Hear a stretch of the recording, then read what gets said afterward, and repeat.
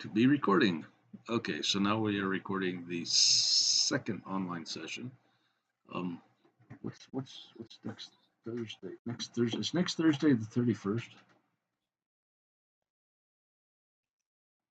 No. Yes. Oh, guys, guess what? I'm not gonna be able to make it next Thursday either. We have tickets to Desert Star for next Thursday night. Man, this is a bad semester to be trying to do these sessions online on Thursday night. Is I can do either Wednesday or Thursday, Friday next week. So whichever you guys prefer, just let me know. And I apologize. I know which Thursdays work better. I know. Uh, yeah, I may skip that thing. Maybe June 7th I can be here back on Thursdays. Oh, got it. Can you hear me? Can you? Because I have a habit of putting this thing on mute without knowing it until I get done and start fiddling with the recording. Okay. So if nobody's got any questions, I actually, oh, if you can hear me, I have a question okay, on I got one. I got one answer. it's from problem, I believe it's 3.25 Three in our point homework. in the homework or in a practice exercise. Where's my textbook? It's the homework. That's engineer. Oh, MATLAB 5th edition. It's 3.25. yeah. My problem is finding Oh. the data that I need. Yeah, I've been getting a lot of emails. It's telling you to find Salt Lake City, but we give you Denver. Just go ahead and use the Denver data. Oh, okay. Okay, cool. Yeah, I went onto their website and I tried Yeah, downloading it. I I've downloaded like 3 or 4 different sets of data and none of it looked right. So yeah, I've had that problems too, and I was gonna put a general announcement out because, like I say, I've been getting a lot of emails about that. But yeah, so on 3.5 it says to the website promises of your choice. Yeah, Denver's a good one to do because we provide you with that data file. okay. Yeah, that's what I'll do then. But Okay. you should in your coding make it so that it's valid for any city that has the same format of file. You know what I mean? So like if there's 6 files in the spreadsheet, if I come in from Salt Lake City with the same 6 columns in the spreadsheet, I should be able to use your code to run that file. It shouldn't be specific just for Denver, I guess, except you got to load the data file. Yeah. Okay. Why are you making noise? Oh man, I got just so much going on here. I'm going crazy. That's all, folks. Yeah, so just use the Denver. If you found Salt Lake, use Salt Lake. I'm looking more for your ability to do the coding, not necessarily um, that you did Salt Lake data. In fact, I think just say location of your choice. So, is that your only question on that problem? Yeah. Okay. Yeah, I think I should be able to Yeah, figure. and then there is a better way. I don't know how you're loading the Excel spreadsheets. There is a method shown here in Chapter 3 on how to get the data file in from Excel spreadsheets, but there is a way that you can put it into your code just like we did with this load command. There's a command that I believe is called read is XLS followed by oh, you're taxing me here. It's been a long time since I've done this one. I think it's the name of the name of the file. I don't have a file here.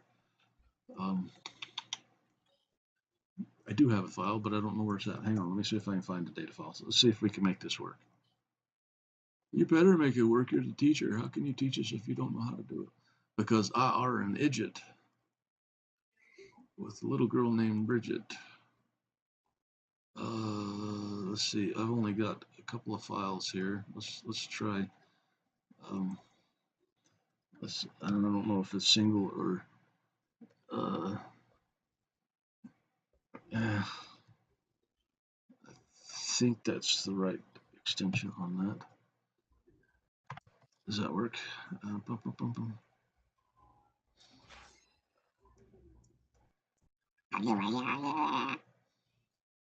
Function. Okay, I need to research that. Let's see. Maybe it's the other way around. This is where the help feature. Y'all know about the help feature, right? You just type in here and not a 4, not found. So if any of y'all tried the why question, there we go. See, I got the numbers backwards. It's XLS first. I don't use this a lot because I don't have a lot of Excel files that I import into MATLAB. Mine are usually .dat files in hexadecimal. So hey, I got it right. So other than being wrong, this is if you use the XLS read with the file name, and I think if you set this equal to a variable, it'll load it in, and it's assigned to that variable. Oh, cool. That's way easier than I was doing it. Yeah. And we learned this in a later chapter, and I don't know why Holly has, because Holly wrote this textbook. I don't know why she would put Excel files in here before she tells you how to load them into the data. Not load, but to upload them into MATLAB. So yeah, Yeah, because that was in the question. It asked, it tells you to import this data, and I looked and tried well, to figure out. there's several ways to import the data. First off, okay, now see, you notice how okay, I don't know if many of you are paying attention to me when I said that whenever you load a data file into MATLAB, it needs to be in your current folder. Okay, I just loaded in this ace.excel file, but it's not in my current folder. That's because I've set my computer up to a specific folder for all my data files, because I'm always emptying this one here out. So here's all my data files, but I've set a path that if it can't find it in the current, it defaults over to that one. So if you have an Excel file, you can import it in a couple ways. You can double click it and it'll open up the import window. You can double click it and it'll open up the import window. Oh, where did it go? There it is. So you can change the variable names here if you know what the names are. And then just continue on with it. And if you don't want a specific column, if you only wanted to import one, then it'll import import data following import. Okay, so it's imported. Another way is to somewhere up here, is it home, new variables, import data right there on the home. You can do the import data and it'll open up this box. Then you can go to it and do it there. And if you want to import all of them, you just highlight all of them, import selections, and they've been imported. But the thing about this one is, and I'm not sure why it's not showing up here in the worksheet, is that it will import them into, in this case, 5 different variables. Whereas if you use the Excel read, it brings it in as a matrix. So I don't know if any of that made sense. I do have a video on that that goes through and shows you all the loading and unloading. Loading and unloading, that's stupid. The uploading of data files, the 2 types that we use in this class, plus Excel files. We use the .dat, and then we also occasionally we used to use a .text. Okay, Colin's joining us. Hi, Colin. Um, so if you do the dot text, it just comes in as a text format instead of a dot dat, but it still works the same. Now if we come over here, oops, go back to our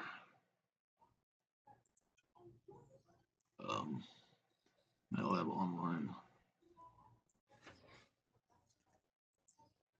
Oh, it would have put it back in that one folder because that's where you were at, stupid. Don't call me that. It hurts my feelings. Editor, run selection, and now you see we have a degrees.txt. And it has the same information in it that degrees.dat has. So either way. Anyway, I will post that video for anybody that wants to see it. Where was I? I don't know. But I know that if I hate it, I would like it even less. Am I able to turn up my mic? I can try. Let me go in. Let's see. You're on. You're on.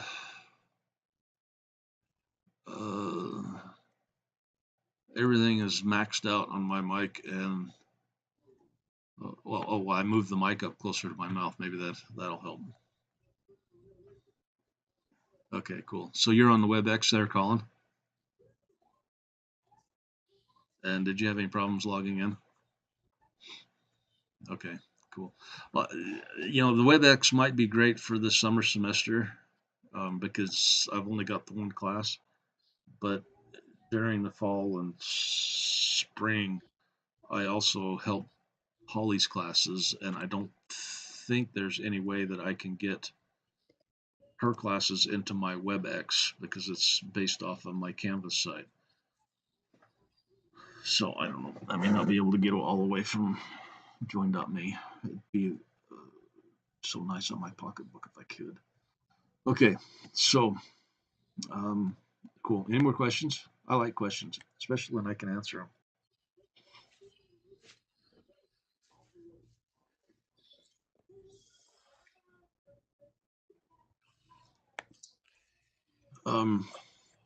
So the only thing I have that seems to be an issue with students in this chapter is trig functions. If you need to remember that um, uh,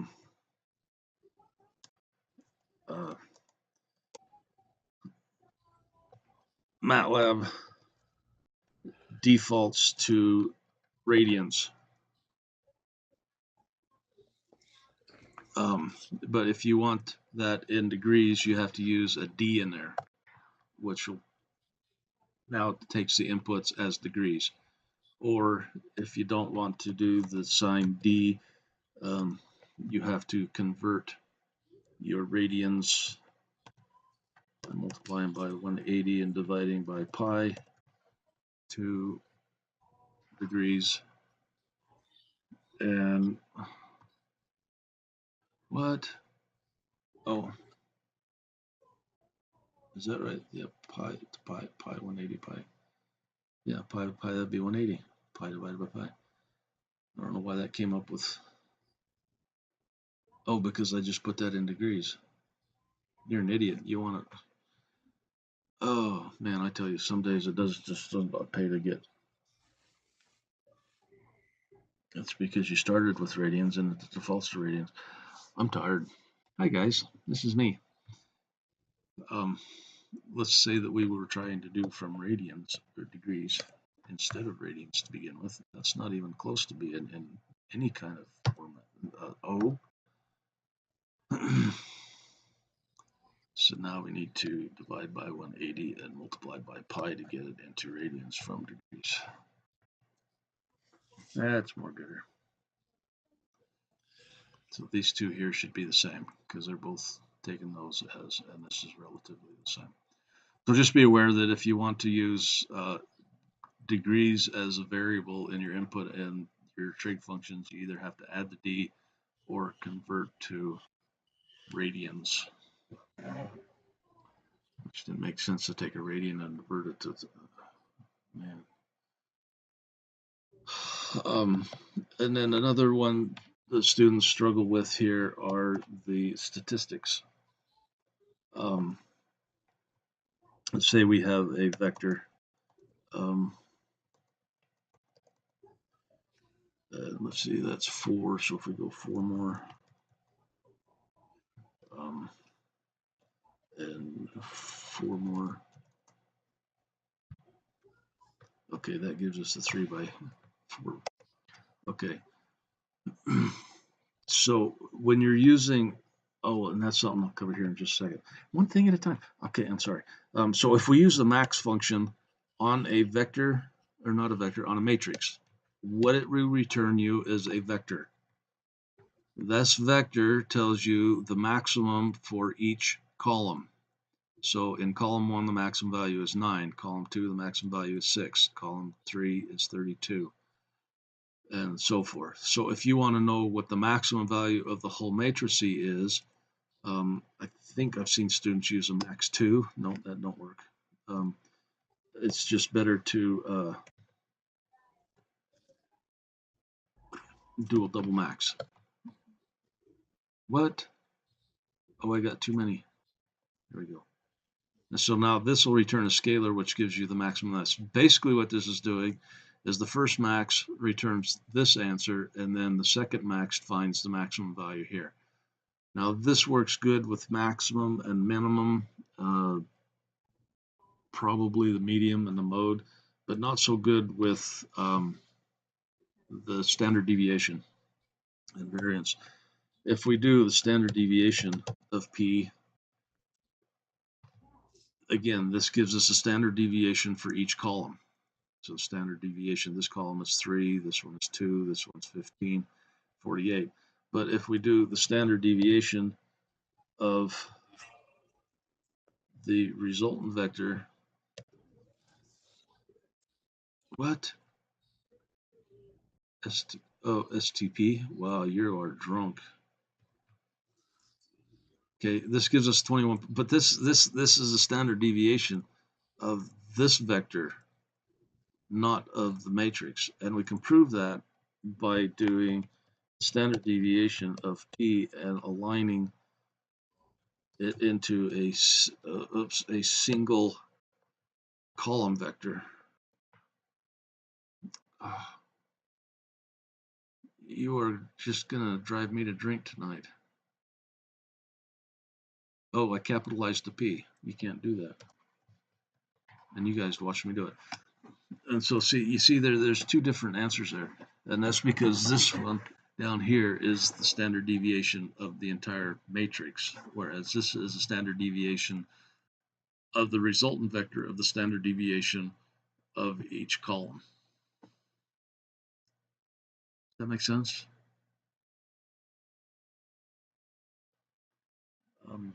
I hope it makes sense. And this is all from chapter 3. Random numbers. Random numbers, an issue that some students have with random numbers. If you want to make a vector of or matrix of random numbers that let's say has 121 values in it. Okay, so if you put 121 in there, that is going to give you a matrix that has 121 rows and 121 columns, which is a lot more than just 121 values. If we want 121 values, then we tell it how many rows and how many columns. And 11 by 11 is 120.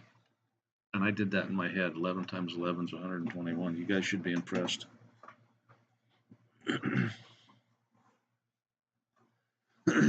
So just remember that the MATLAB starts for Matrix Laboratory. The software here is based on doing calculations with matrices. So a lot of these commands will, when you got a multiple input, will ask for the number of rows and the number of columns. And if it only has one input, it'll assume it's a square matrix. 11 by 11.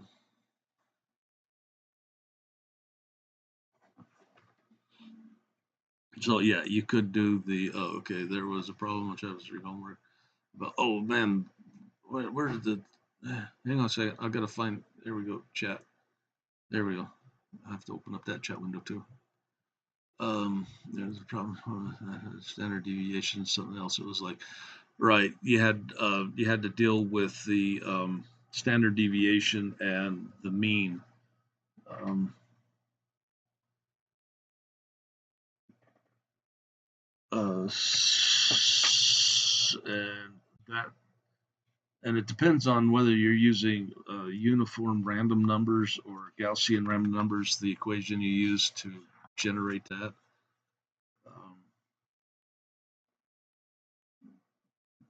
So if you're looking in the um, fifth edition textbook, oh, somebody just leave me or join me?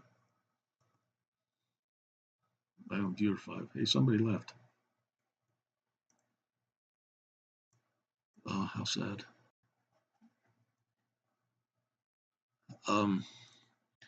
So let's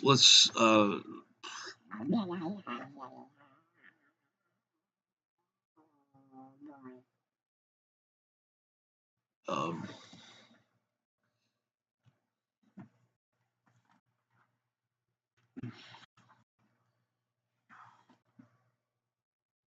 okay. So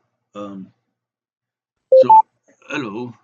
So if we want to make this again, let's do an 11 by 1, so we have just a small vector. Let's clear our variables in our workspace. And let's say we want to have a standard deviation of 2.8 and a mean of 8. I like 8 for some reason today. So let's see how close I am. Let's do a standard deviation of S and a mean of S. Now these aren't going to be exact, but they'll be close. Why P? You're stuck on that P, man. So see here, standard deviation is way off, and our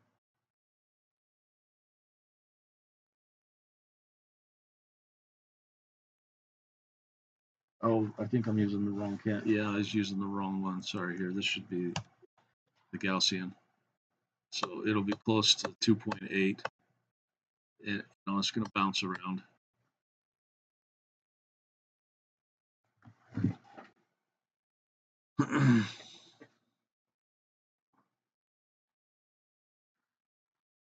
And then I think with the uniform random, if we look here on page 99, you have a random number varying from 5 to 10.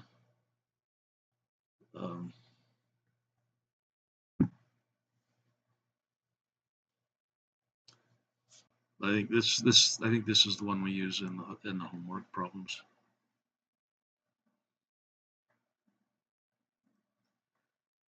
And I think there's one in isn't there one at the end of chapter 20 or chapter 3 where you're doing random temperatures?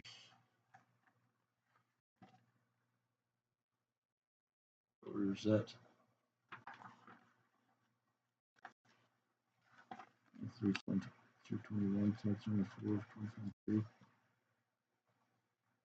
Nope. Oh yeah, there's 321.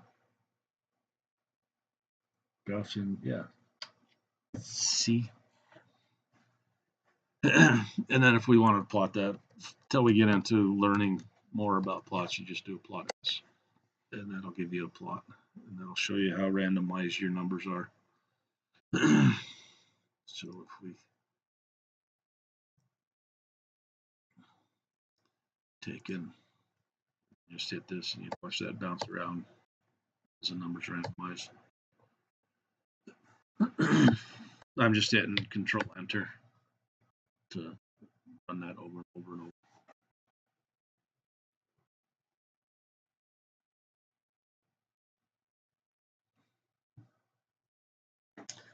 over. Now, I was going to say something and I got carried away. What was I going to say? We were doing something. Oh, good grief. I tell you, a mind is a terrible thing to lose.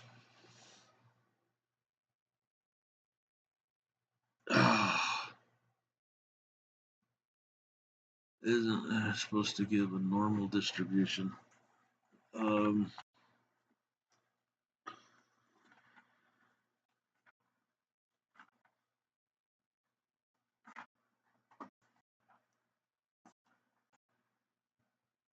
complex numbers. I was just looking here on page 100. Gaussian random numbers.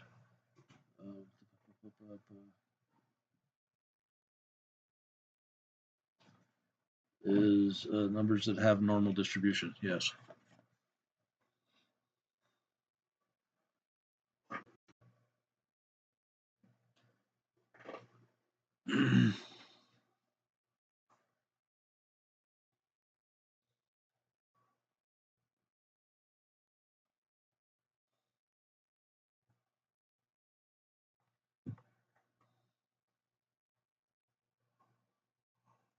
Oh.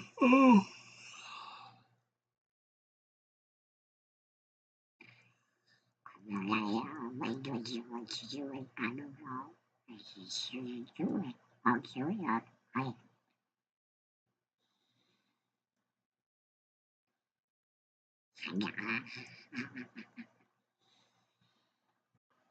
Um,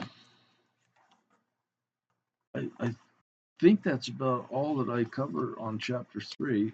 Um, is there anything you'd like to see me try and make a fool of myself with, or any questions, comments, wants, needs, desires, concerns, complaints? Please hold the complaints till the end of the semester. My psychiatrist is on vacation.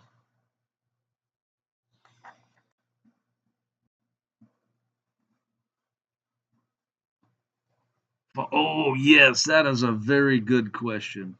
I'm glad you asked that, Colin.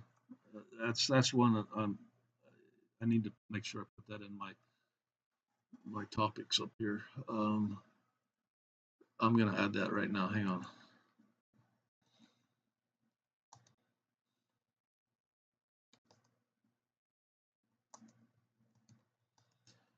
Okay, so Colin asked a very good question that students have problems with.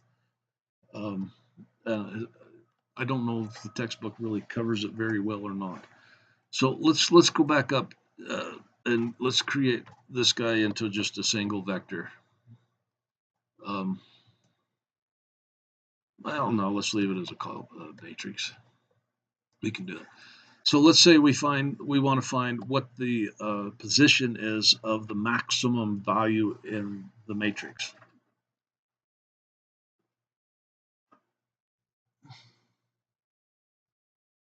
I'm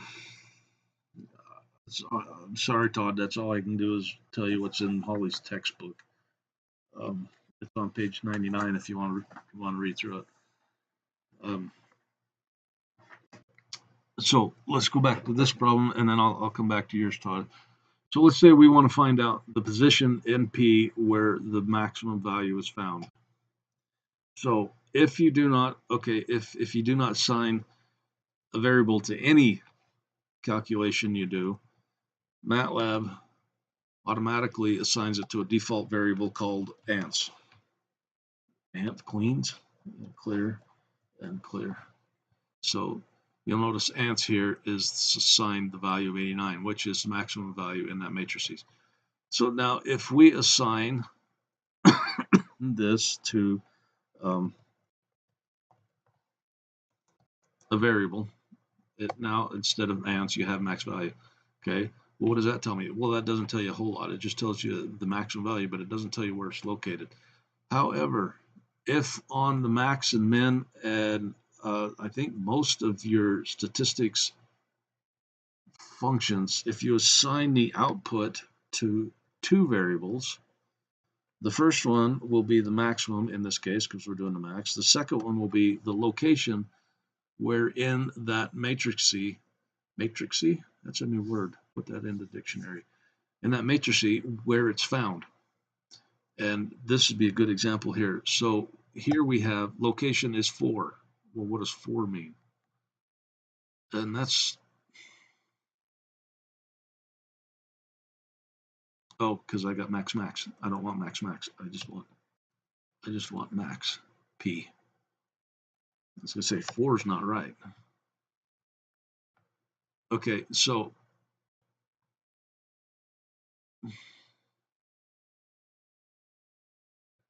yeah, okay. I'm getting there, guys. Hang on to it.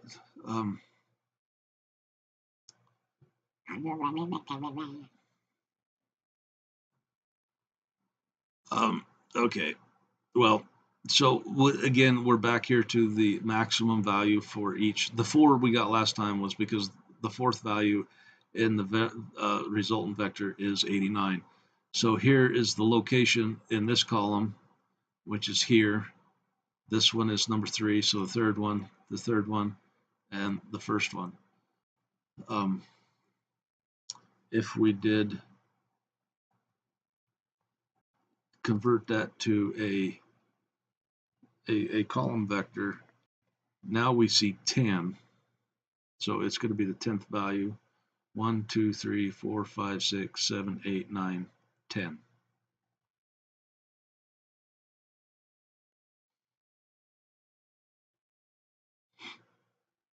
Okay, and so what do we do with that? Let's say, okay, we're gonna go into another a more useful purpose of this.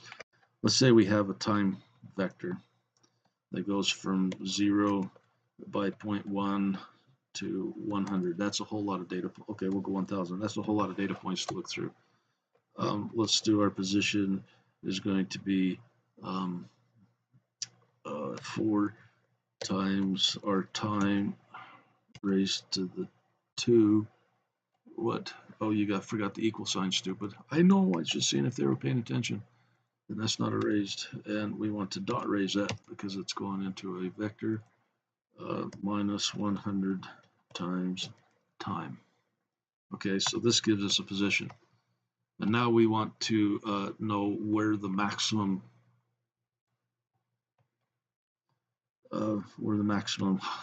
position is. So the max is equal to the max of pause. Okay, so let's do that and see. Okay, so there's our maximum value. And where is that one going to be found? That's when we assign it to 2 different variables. Okay, so now this does not tell us the time. This just tells us the location. Because see, our time only goes to 1,000, but this says 10,001. Now, something a lot of students will do at this point is they'll take and divide and just manipulate this thing to get to the answer that they're looking for. All you need to do to find out the actual time is go look inside of the time vector at the same location. And that'll tell you what time your maximum is, which is at the end of the vector.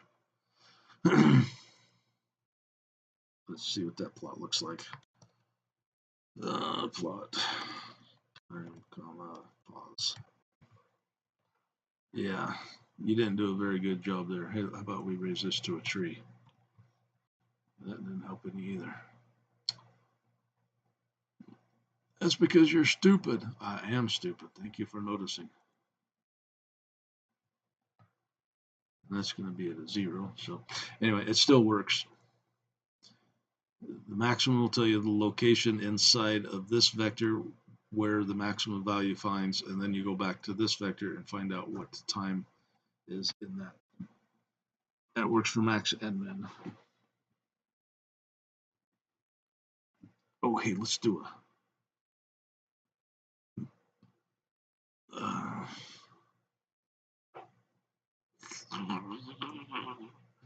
I don't know.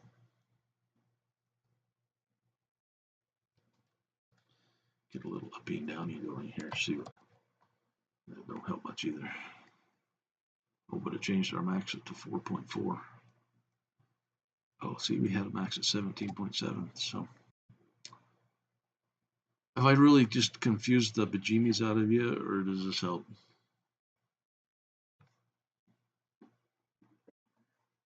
Because I know I'm more confused now than when I started. Is anybody still here, or did y'all fall asleep?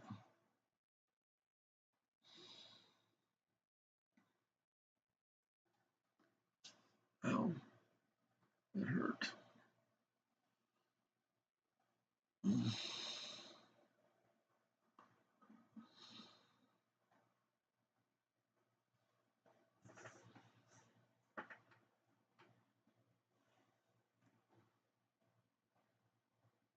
Okay, here.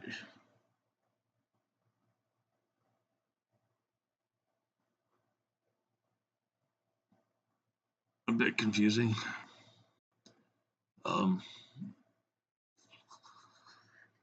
Well, let's look at problem 316 here. It was in your homework. So the range of an object at theta is with respect to x-axis. For theta equals 0 to pi halves, neglecting area, use 9.81 as M2 and initial velocity 100. Show that the maximum range of change is obtained at approximately pi over 4. Okay, so here we're going to calculate our theta is going from 0, and it said by pi over 100 to pi over 2. So there's our theta. The range, oh, let's see, we got to have a couple other, we got to have a G in here. G is 9.81. And something I like to do, I don't require you guys, but I think it'd be a good habit to get into is come over here and as a comment, put in your units. Initial velocity, so we got V naught equal to 100, and oh, and I'm missing a unit on there. Yeah, I'll get to it. Hang on. This one is meters per second. Meters per second, a second, you idiot.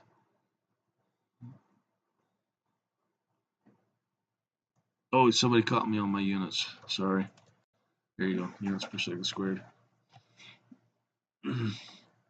Okay, so now we got all of our variables defined, and now we can calculate our range is equal to V naught raised to the twice divided by G times sine of theta. Theta is in radians, so we'll just do a 2. Somebody stole my times button, times theta, and we're going to suppress that output. And it doesn't tell you to do this, but I really like doing plots so I can see what's going on with my data. You don't get docked if you don't do them. So there we can see we have a maximum value up here at about 1,000 and about 0.8. So now where the using students usually end this is by going range theta, and it'll show you that theta is that point. But what we want to do is find the angle at the maximum. So if we assign this to 2 variables, so max range and its location is equal to the maximum of that. We'll suppress that output. And then our time at max is going to be we're going to go back and look in our theta vector, not time, you idiot, our angle.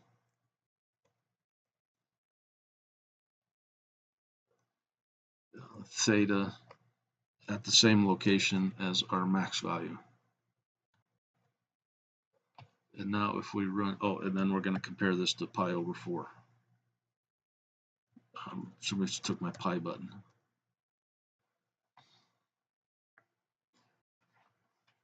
So this is the angle that we calculated in our matrice or our vector using the equations.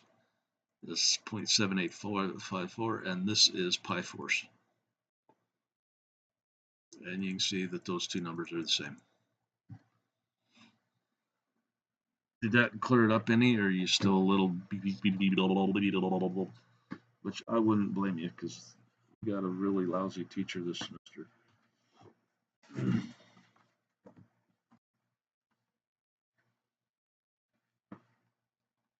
Cool. Okay, on your homework, you didn't know the method of XY. Instead, I used a table. There's a lot of values, but I don't know where I'm going. Yeah, only take 60%. Oh, no, wait, I took 60 last time. That leaves you only 40, so you'll have 32%. That gets you down to 8% for your homework.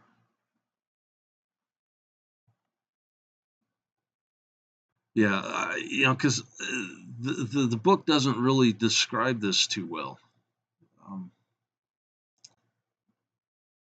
But, you know, you get into doing some data analysis and you're finding a max number, you need to be able to go in and use that value somehow. And I mean, this is a good method for doing it. I don't know, the book may describe it, but I just don't recall it.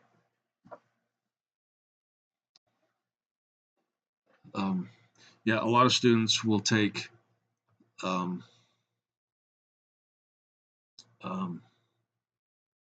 just plot out the range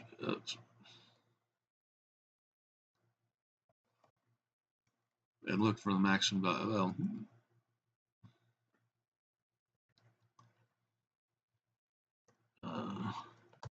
range, oops, we gotta transpose that, and theta, and then come in here and look for where the maximum value is, which is right about here.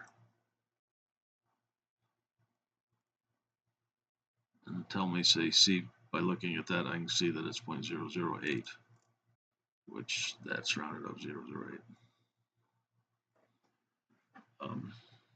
But yeah, I can look over here, but if I need to use that in a calculation, I need to know how to grab it and assign it to variables so I can use it in calculations or in searching for other data, or I got owie on my finger, or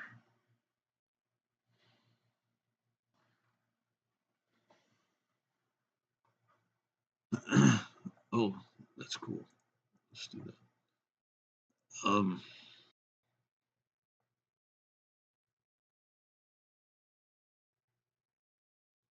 There were still some questions about the exam came in after last. The exam will be in the testing center. I think there were 4 different testing centers. They are available now for you to go in and schedule a time to take the exams. So this is the first time in all the years that I've been teaching this class that by the second day of the semester, I had submitted my request for exams. But I really shocked the people over at the testing center that they were wondering if it was actually me doing it.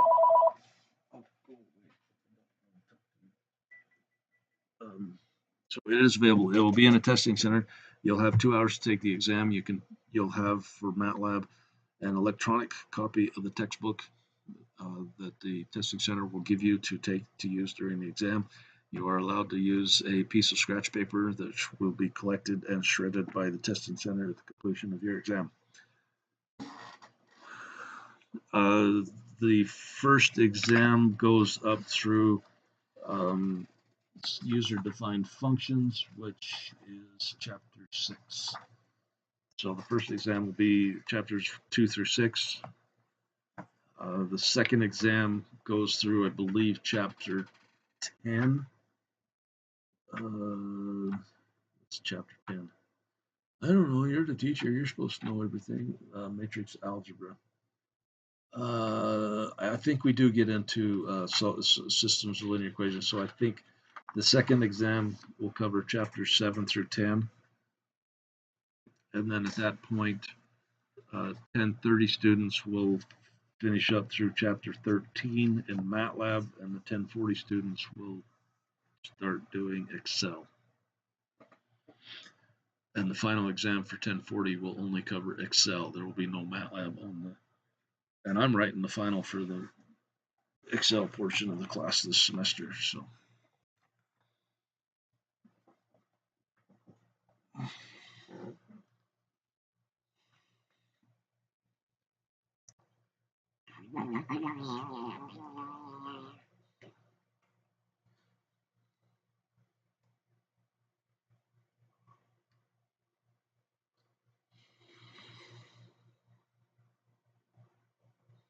I apologize for my I don't even my aloofness tonight. I'm just so tired. I'll be so glad when I get done with that house out in Twilla, so I don't have to go out there ever again.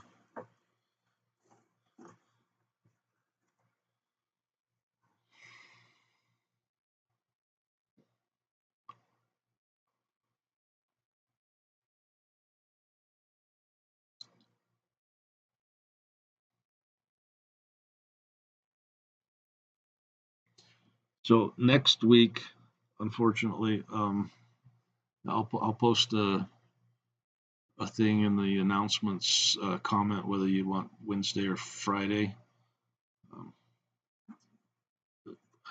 About 3 weeks ago, I bought tickets for the family to go to Desert Star, not realizing it was, well, I guess I did realize it's Thursday because that was the only day my daughter doesn't work. It's Tuesdays and Thursdays, and they don't do shows on Tuesday, so I had to go to a Thursday.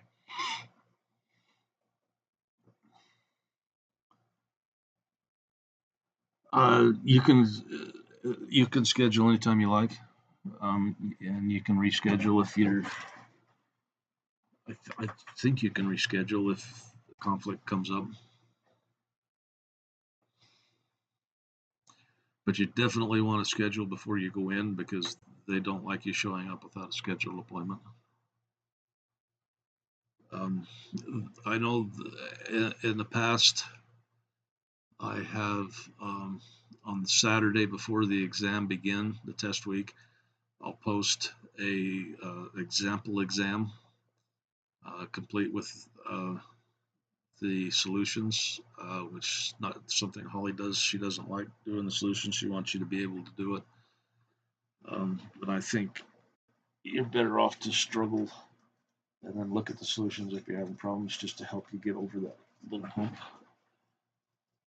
Also, the Thursday before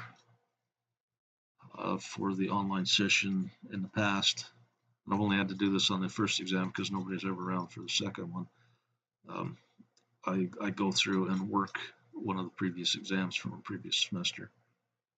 And I'll also provide that video and exam and solutions to you for study.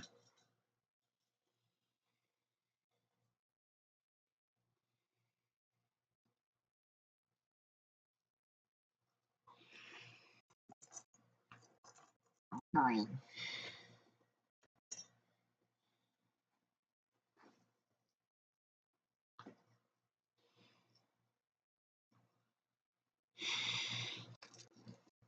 I lost my fingernail clippers. Oh man, that's a bummer.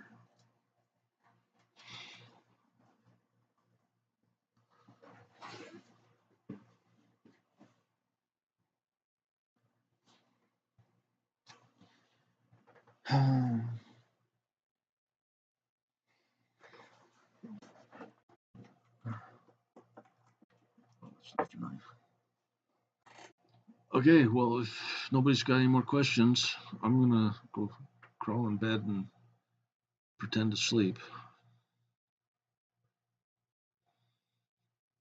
After I post the announcement on next Thursday.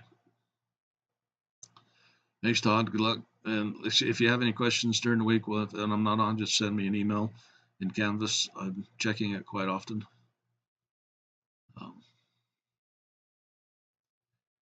Yeah, that's what I'm trying to decide is next meeting is probably going to be next Wednesday, same time, same channel. And I'll do this. I think this worked good tonight. Some of you in WebEx, some of you in Join.me. And it didn't. How was the quality of the video coming through? Was it too choppy?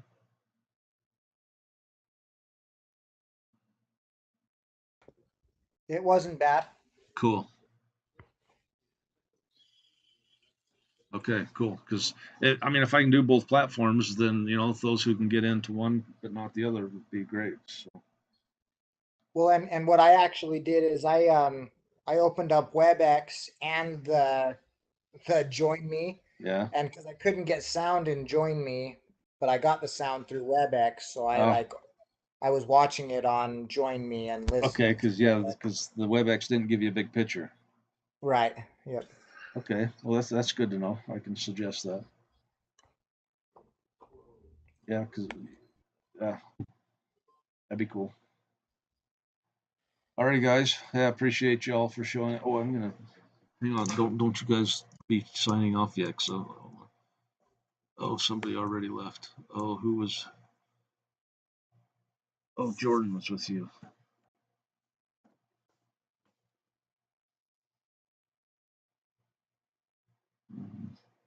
Emma, Todd, Colin. And I don't know who VR5 is. Who's VR5?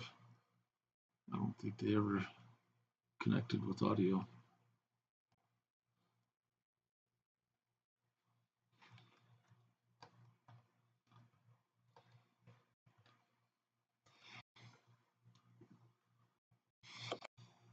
Oh, I probably ought to stop the recording. I don't mean to record all this stuff.